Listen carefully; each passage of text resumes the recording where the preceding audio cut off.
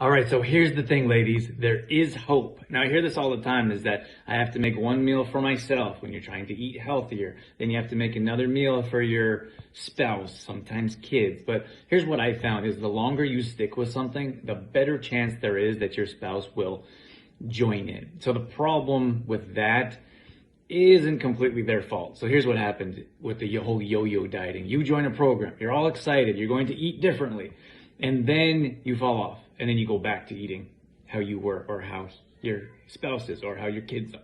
And then you join another program, and then you stick with that for 3 weeks or 6 weeks, and then you're like, jump off and go back to eating. So they don't entirely believe that you're going to stick with it. So they're like, why am I going to change my habits? So the best thing that you can do is stick with a program.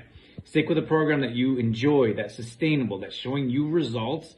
And the longer you stick with that program, the better chance there'll be that your spouse and kids join in as well.